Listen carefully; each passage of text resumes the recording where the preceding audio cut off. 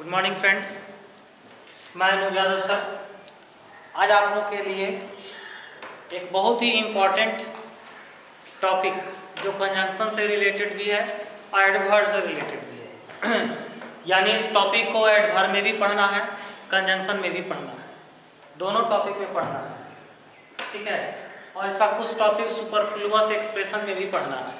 यानी एक ऐसा टॉपिक है जो बहुत ही इम्पॉर्टेंट टॉपिक है और इससे क्वेश्चंस हमेशा एग्जाम में पूछे जाते हैं।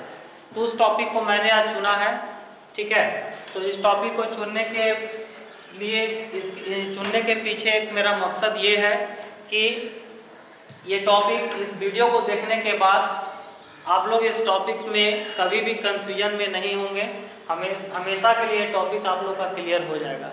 तो चलिए आज हम बात करते हैं कौन सा टॉपिक है। तो टॉपिक का नाम हमारा है हार्डली, स्कार्सली और नो सूनर, ठीक है। सॉरी मैंने नाम नहीं लिखा था। टॉपिक का नाम है हार्डली,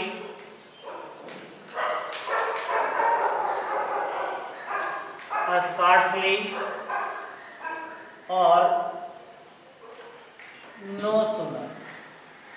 ये हमारा टॉपिक है जिसके बारे में आज हमको चर्चा करना है और बहुत ही इम्पोर्टेंट टॉपिक है। जो पुराने स्टूडेंट्स हैं वो लोग इसके महत्व को समझते होंगे, कितना इम्पोर्टेंट है इस चीज़ से वे लोग अवगत होंगे, ठीक है।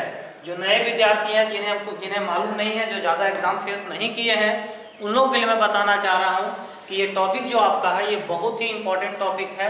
इससे क्वेश्चंस हमेशा एग्जाम में पूछे जाते हैं, ठीक है। तो चलिए स्टार्ट करते हैं। तो आपको मैंने पहले एक स्ट्रक्चर दिया है hardly scarcely. What is hardly scarcely? Hardly scarcely है क्या? तो ये जो है एक प्रकार का नेगेटिव वर्ड है, ठीक है। आपको एक वीडियो में मैंने बताया है कि ग्रामर में कुछ ऐसे नेगेटिव वर्ड्स होते हैं जिनके साथ कभी भी नो, नॉट, नथिंग या नेवर का यूज नहीं होता है। क्यों? क्योंकि ये सारे वर्ड्स जो हैं ऑलरेडी नेगेटिव हैं और जिस सेंटेंस में इन वर्ड का यूज हो जाए वह सेंटेंस कंप्लीटली नेगेटिव हो जाता है। तो जब वह नेगेटिव हो गया तो उसमें और ऊपर से नो, नॉट, नथिंग या नेवर जोड़ने की आवश्यकता नहीं है। तो कौन कौन से नेगेटिव वर्ड्स हैं? तो उस वीडियो में मैंने बताया था कि अनटिल, अनलेस, क्या मैंने बोला? फिर सुनोगे सारे नेगेटिव वर्ड्स के नाम। Until, unless, refuse, deny, prevent, forbid, hardly, scarcely, no sooner, lest, rarely, merely, barely, ये जितने भी वर्ड मैंने आपको बताए ये सारे वर्ड जो हैं नेगेटिव वर्ड्स होते हैं और जिस सेंटेंस में इनका यूज हो जाए वह सेंटेंस को ऑलरेडी नेगेटिव कर देते हैं। तो क्या क्या मैंने बताया? Until, unless, refuse, deny, prevent, forbid, hardly, scarcely, no sooner, lest, rarely, merely, barely, ये सारे नेगेटिव वर्ड्स हो गए। आप लोगों को कर लिए होंगे। अब चलते हैं हम इसमें हार्डली, स्कार्सली, नो सूनर। यानी इतना से आप लोगों को समझ में आ गया होगा कि हार्डली, स्कार्सली और नो सूनर जो है ये अपने आप में नेगेटिव होता है। चलो, तो लेकिन इसके अलावा कंजंक्शन में पढ़ना है कि हार्डली, स्कार्सली, नो सूनर का एक स्पेशल स्ट्रक्चर होता है और उस स्ट्रक्चर को हमेशा के लिए दिमाग में बैठाइए, क्योंकि यह स्ट्रक्चर बहुत इंपॉर्टेंट है। इससे क्वेश्चन हमेशा एग्जाम में पूछा जाता है, ठीक है। तो देखते हैं क्या कि हार्डली, स्कार्सली और नो सूनर का स्ट्रक्चर क्या होता है। तो देखो, मैं आपको एक साफ शब्दों में बताना चाह रहा हूँ कि मेरे बातों को बढ़िया से सुनिए, दिमाग में बैठ जाएगा हमेशा के लिए। ये हार्डली, स्कार्सली, नो सूनर कभी भी कंफ्यूजन में नहीं रहोगे, इसमें हमेशा के लिए दिमाग में बैठ जाएगा। तो जब भी सेंटेंस में हार्डली, स्कार्सली और नो सूनर का प्रॉब्लम आपको दिख जाए तो आपको कुछ नहीं करना है, वहां पर केवल 5 बातों को ही ध्यान में रखता है। एटलीस्ट 4 बातों को रख सकते हो आप, 5 बात ज्यादा हो गया तो 4 ही बात को रखो, क्या दिक्कत है। 5वां बात जो है बताएं नहीं बताएं वो बराबर है, क्योंकि वहां प्रॉब्लम नहीं देता है। लेकिन ये 4 पॉइंट जो है वो आपको हमेशा के लिए ध्यान में रखना है कि हार्डली, स्कार्सली में कौन कौन से ऐसे 4 पॉइंट हैं जहां पर हमको ध्यान रखना है, जिससे क्वेश्चन एग्जाम में पूछता है। तो सबसे पहला पॉइंट हमारा क्या है कि हार्डली, स्कार्सली और नो सूनर वाला जो सेंटेंस होता है वो इन्वर्सन में जाता है। What is inversion? इन्वर्सन के बारे में मैंने पहले भी आपको बताया है कि क्या होता है इन्वर्सन। देखिएगा यहाँ कि जनरली हम जानते हैं कि सेंटेंस जो होता है सब्जेक्ट और एक्सिलरी वर्ब से बना होता है ना। कोई भी सेंटेंस बना होता है सब्जेक्ट और एक्सिलरी वर्ब, उसके बाद मेन वर्ब, है ना। तो देखिए कि इन्वर्सन सेंटेंस क्या है, इन्वर्सन के बारे में मैं आपको आज बता रहा हूँ। इन्वर्सन, चलिए इन्वर्सन क्या है। तो जनरली सेंटेंस में subject plus axillary verb plus main verb होता है, ठीक है। तो हम जानते हैं कि कोई भी सेंटेंस इंट्रोगेटिव कब होता है, तो कोई भी सेंटेंस इंट्रोगेटिव तभी होता है जब सब्जेक्ट के पहले क्या आ जाए, एक्सिलरी वर्ब, तभी ना इंट्रोगेटिव होता है। यानी ये जो नीचे वाला हमारा है वो हमारा इंट्रोगेटिव में, क्योंकि सब्जेक्ट के पहले एक्सिलरी वर्ब आ गई। लेकिन कुछ ऐसे सेंटेंस होते हैं ग्रामर में जहां पर सब्जेक्ट के पहले एक्सिलरी वर्ब आ जाते हैं, फिर भी वह सेंटेंस इंट्रोगेटिव नहीं होते हैं बल्कि पॉजिटिव होते हैं। तो वैसे सेंटेंस को कहा जाता है इन्वर्सन सेंटेंस। समझिएगा बात को, इस मेरे पॉइंट को, कि व्हाट इज इन्वर्सन सेंटेंस। तो जनरली सब्जेक्ट के पहले जब एक्सिलरी वर्ब आ जाता है तो वह सेंटेंस जो है इंट्रोगेटिव होता है। लेकिन कुछ ऐसे सेंटेंस है जहां पर सब्जेक्ट के पहले एक्सिलरी वर्ब आ जाए फिर भी वह सेंटेंस इंट्रोगेटिव का भाव ना दे करके पॉजिटिव का भाव दे, तो वैसे सेंटेंस को कहा जाता है इन्वर्सन सेंटेंस, ठीक है। तो इन्वर्सन सेंटेंस आपको देखने में लगेगा कि इंट्रोगेटिव है, लेकिन जनरली वह इंट्रोगेटिव नहीं होता है बल्कि वह होता है पॉजिटिव। मेरे ख्याल से आप इन्वर्सन समझ गए होंगे। क्या मैंने कहा कि जब सब्जेक्ट के पहले एक्सिलरी वर्ब आ जाए, इन्वर्सन, कॉपी कलम उठाइए, उतारिए इसको, सुन करके लिखिए इसको, कि जब किसी सेंटेंस में सब्जेक्ट के पहले एक्सिलरी वर्ब आ जाए या axillary verb plus main verb दोनों आ जाए तो वैसे सेंटेंस को कहा जाता है इन्वर्सन सेंटेंस।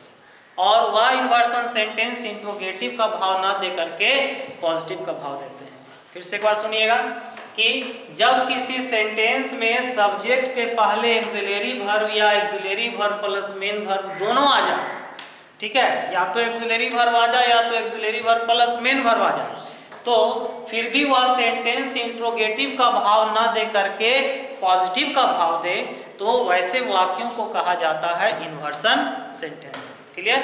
तो मैंने कहा हार्डली, स्कार्सली और नो सूनर वाला जो सेंटेंस होता है वो इन्वर्सन में होता है। तो इन्वर्सन में होता है यानी सब्जेक्ट के पहले एक्सिलरी वर्ब आ सकता है, पहला पॉइंट। तो शुरू में मैंने क्या कहा था, हार्डली, स्कार्सली और नो सूनर वाला कभी भी प्रॉब्लम एग्जाम में आ जाए तो मुख्य रूप से आपको 3 बातों पर ही ध्यान देना है, सॉरी 4 बातों पर ही ध्यान देना है, कम से कम 4 बातों पर। तो कौन कौन सा बात है जो देखो कि सबसे पहला बात क्या है कि यह सेंटेंस जो है हार्डली, स्कार्सली और नो सूनर वाला सेंटेंस जो है वो जाता है हमारा इन्वर्सन में, यानी सब्जेक्ट के पहले एक्सिलरी वर्ब आ जाएगा। तो यहाँ पर देखो कि हार्डली, स्कार्सली के बाद पहले डीड या हैड दिए हैं, फिर सब्जेक्ट दिए हैं, फिर V3 या V1, फिर ऑब्जेक्ट, है कि नहीं इन्वर्सन में, यानी सब्जेक्ट के पहले एक्सिलरी वर्ब आया है, यानी सेंटेंस ये इंट्रोगेटिव नहीं है, ये क्या है, इन्वर्सन में। तो मैंने कहा सबसे पहला पॉइंट, यह सेंटेंस किस में जाएगा, इन्वर्सन में। दूसरा पॉइंट क्या याद रखना है कि हार्डली, स्कार्सली या नो सूनर के साथ, हार्डली, स्कार्सली या नो सूनर के साथ एक्सिलरी वर्ब के रूप में हमेशा 2 ही तो एक्सिलरी वर्ब होता है, या तो हैड होता है और या तो डिड होता है। दूसरा पॉइंट मैंने क्या बताया कि हार्डली, स्कार्सली या नो सूनर के साथ एक्सिलरी वर्ब के रूप में या तो डीड होता है और या तो हैड होता है, कभी भी कोई दूसरा एक्सिलरी वर्ब इसके साथ नहीं होगा। एकदम ध्यान में इसको बैठाइए, ठीक है, कि हार्डली, स्कार्सली या नो सूनर के साथ एक्सिलरी वर्ब के रूप में या तो हैड होगा और या तो डीड होगा। देखो मैं स्ट्रक्चर को बढ़िया समझा रहा हूँ, आप ध्यान दोगे। पहला बात मैंने क्या बताया कि हार्डली, स्कार्सली और नो सूनर वाला सेंटेंस जो है वो इन्वर्सन में जाता है। दूसरी बात, इसके साथ ऑक्सिलरी वर्ब के रूप में अब कौन सा होगा, या तो हैड या तो डिड। तीसरी बात क्या है कि यदि सेंटेंस में डिड रहे तो आपको मालूम है कि जब सेंटेंस में डिड रहता है तो वर्ब क्या होता है, V1। मालूम है ना सबको कि डिड के साथ हमेशा V1 होता है, डू डज डिड के साथ। और जब हैड रहे तो वर्ब हमारा क्या होता है, V3। इसमें तो कोई दिक्कत नहीं है। तीसरी बात मैंने क्या बताया, जब हार्डली स्कार्सली या नो सूनर के साथ डिड रहे तो वर्ब V1 और हैड रहे तो वर्ब V3। सब लोग जानते होंगे इस बात को। नेक्स्ट, अब आते हैं तीसरा पॉइंट। तो तीसरा पॉइंट में क्या है कि हार्डली स्कार्सली का कोरिलेटिव कंजंक्शन यानी सहायक कंजंक्शन हमेशा होता है या तो व्हेन और या तो बिफोर। जबकि नो सूनर की बात करें तो नो सूनर का कोरिलेटिव कंजंक्शन हमेशा देन होता है। 4 बातें हो गई, ठीक है। तो जहां जहां मैंने ब्लू डॉट दिया है, ब्लू इंक से लिखा है, एग्जाम में प्रॉब्लम वहीं पर पूछे जाते हैं। यही कारण है, बहुत सारे स्टूडेंट सोच रहे होंगे कि सारा ब्लैक से लिखा है मैंने, बीच में ब्लू से क्यों लिखा है। तो यहाँ इसलिए लिखा है कि प्रॉब्लम्स जब भी पूछे जाते हैं तो इन्हीं ब्लू वाली जगहों पर पूछे जाते हैं एग्जाम में। एकदम फिक्स है, चाहे वो बैंक, चाहे वो एसएससी हो, बैंक हो या फिर सीपीओ हो, किसी भी प्रकार का कॉम्पिटिटिव एग्जाम हो, यहाँ पर प्रॉब्लम आपको इसी जगह पर पूछेगा और कहीं पे भी नहीं पूछेगा। तो पूरी बातों को फिर से सुन लो, मैंने क्या बताया। हार्डली स्कार्सली और नो सूनर से रिलेटेड मुख्य रूप से 4 बातों को आप ध्यान में रखो। सबसे पहली बात, हार्डली स्कार्सली और नो सूनर वाला सेंटेंस जो है वो पार्शियल इन्वर्सन में जाएगा। What is partial inversion? Sentence देखने में लगता है इंट्रोगेटिव, लेकिन वो इंट्रोगेटिव ना होकर के पॉजिटिव होता है, यानी सब्जेक्ट के पहले ऑक्सिलरी वर्ब होता है। तो देखिए तीनों जगहों पर, सभी जगहों पर सब्जेक्ट के पहले ऑक्सिलरी वर्ब आया है, ठीक है। यहाँ भी देखो पहले आया है, यहाँ भी देखो पहले आया है, ठीक है। दूसरी बात कि ऑक्सिलरी वर्ब के रूप में हमेशा हार्डली स्कार्सली नो सूनर के साथ या तो हैड का यूज होता है या तो डिड का यूज होता है। तो देखो मैंने डिड के साथ क्या दिया है, सॉरी डिड यहाँ पर दिया है, दोनों जगह पर डिड और हैड दिया है। तीसरी बात, आप जानते हैं कि हैड रहेगा तो वर्ब होगा V3, डिड रहेगा तो वर्ब होगा V1। सभी लोग जानते हैं इस बात को, वही किया ना मैंने। यहाँ पर देखो कि हार्डली के साथ डिड लगा है तो V1, नो सूनर के साथ डिड लगा है तो भी V1। यहाँ पर स्कार्सली में देखो हैड के साथ लगा तो V3, यहाँ भी हैड के साथ क्या लगा V3। तीसरी बात हो गई। चौथी बात, हार्डली स्कार्सली का कोरिलेटिव कंजंक्शन हमेशा क्या होता है, व्हेन या बिफोर। लेकिन प्रॉब्लम एग्जाम में जब भी देगा तो देन लगा के दे देगा, जो कि गलत है। और नो सूनर का कोरिलेटिव कंजंक्शन क्या होता है, देन, लेकिन जब भी लगा देगा तो व्हेन लगा देगा, जो कि गलत है, ठीक है। Hardly scarcely when, no sooner than. 4 बातें हो गई, 4 बातें हो गई। तो चारों बातों में फिर से एक बार बढ़िया से सुन लो, जल्दबाजी में बोल देता हूं मैं। हार्डली स्कार्सली और नो सूनर वाला प्रॉब्लम जब भी एग्जाम में पूछा जाए तो ध्यान क्या देना है कि हार्डली स्कार्सली और नो सूनर वाले सेंटेंस में मुख्य रूप से 4 बातों पे ही ध्यान देना है। सबसे पहला बात क्या है कि हार्डली स्कार्सली और नो सूनर वाला सेंटेंस इन्वर्सन में जाएगा। दूसरी बात, ऑक्सिलरी वर्ब के रूप में या तो हैड का यूज होगा या तो डिड का। तीसरी बात, यदि हैड लगा रहे तो वर्ब V3, डिड लगा रहे तो वर्ब V1। चौथी बात, हार्डली स्कार्सली का कोरिलेटिव कंजंक्शन व्हेन या बिफोर और नो सूनर का कोरिलेटिव कंजंक्शन देन। बस ये 4 बात याद रखिए, ये आपका कंसेप्ट क्लियर हो जाएगा। एकदम कंसेप्ट से चलिए, ठीक है। अब आते हैं यहाँ पर एक 5वां बात मैंने कहा था जो इम्पोर्टेंट नहीं है। दोनों जगहों पर आने वाला जो लास्ट में क्लाउज होता है वो हमेशा सिंपल पास्ट टेंस में होता है। तो ये याद रखो या ना रखो, उससे कोई अंतर नहीं पड़ेगा। प्रॉब्लम यहाँ पर आज तक जीवन में कभी भी किसी एग्जाम में नहीं दिया है। जब भी देता है तो इसी जगह देता है कि सेंटेंस के लास्ट में हमेशा simple past tense.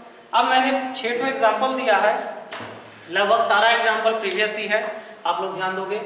No sooner did he come when I went.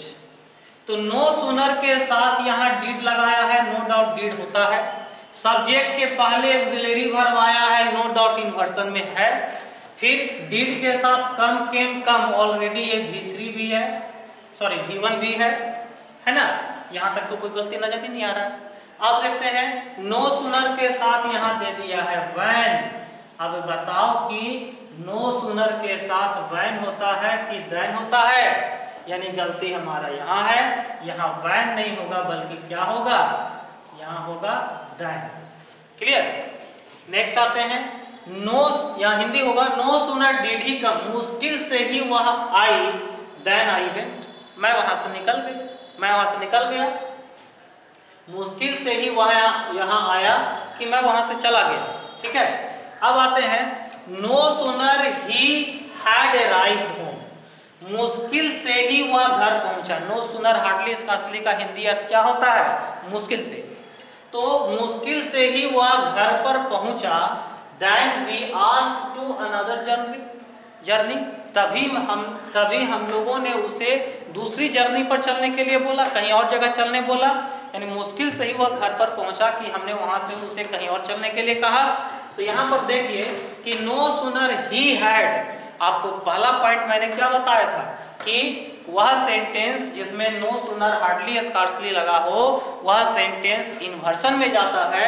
तो इन्वर्सन में पहले सब्जेक्ट होता है कि पहले ऑक्सिलरी वर्ब, तो पहले ऑक्सिलरी वर्ब फिर सब्जेक्ट, यानी ही हैड यहाँ पर गलत है, यहाँ ही हैड की जगह पर होगा क्या, हैड ही। अब हैड लग गया तो वर्ब V3 है, राइट, कोई दिक्कत। हार्डली स्कार्सली के साथ व्हेन, नो सूनर के साथ देन, ये भी सही है। लास्ट में पास्ट इंडेफिनिट टेंस, ये भी सही है। क्लियर। नेक्स्ट आते हैं hardly had I reached the station then the train started, मुश्किल से ही मैं स्टेशन पहुंचा तभी वहां से ट्रेन क्या हो गई, खुल गई। अब देखो यहाँ पर क्या कि हार्डली हैड आई, सेंटेंस में हार्डली स्कार्सली के साथ हैड या डिड होता है, यहाँ तक कोई गलती ही नहीं है।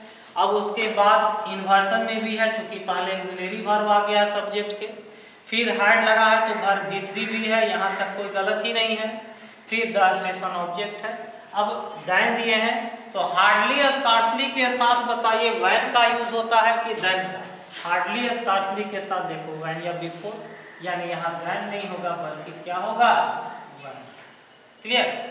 Next, scarcely had you your brother do that, मुश्किल से ही तुम्हारा भाई उसे किया, व्हेन तभी he was given another piece of work, उसे एक दूसरा काम दे दिया गया। ठीक है।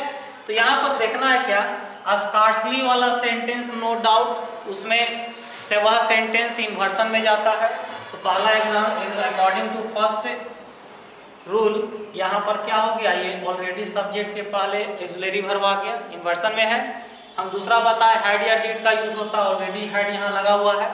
तीसरा बताया हैड रहे तो वर्ब V3, लेकिन यहाँ डू हमारा क्या है, V1 है, यानी यहाँ पर डू नहीं होगा तो डू का V3 क्या होता है, डन। अब आगे देखते हैं दैट, और हार्डली स्कार्सली के साथ क्या व्हेन का यूज होता है, ये भी सही है। क्लियर। नेक्स्ट, अब आपको मन में प्रश्न खड़ा होगा कि ही वाज गिवन दिया, वाज वेयर कहाँ से आया, V2 में, पास्ट इंडेफिनिट में।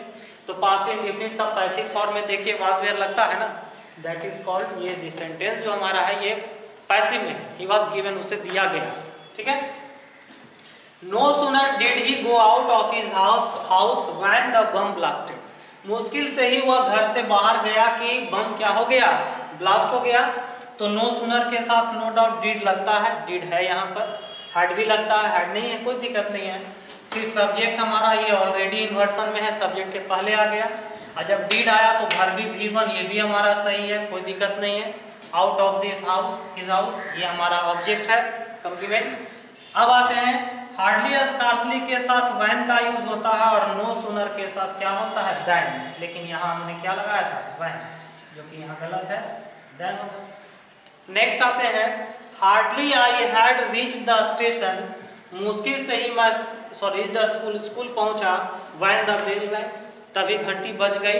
अब यहाँ देखना है क्या कि हार्डली के साथ ऑलरेडी आई हैड यहाँ दे दिया, जो गलत है ना। मैंने पहला क्या बताया था कि इन्वर्सन में जाता है, तो इन्वर्सन में क्या होता है, ऑक्सिलरी वर्ब पहले होता है और सब्जेक्ट बाद में, तो आई हैड नहीं बल्कि क्या होगा, हैड आई। और उसके बाद जब हेड लगा तो वर्ब V3, कोई दिक्कत नहीं।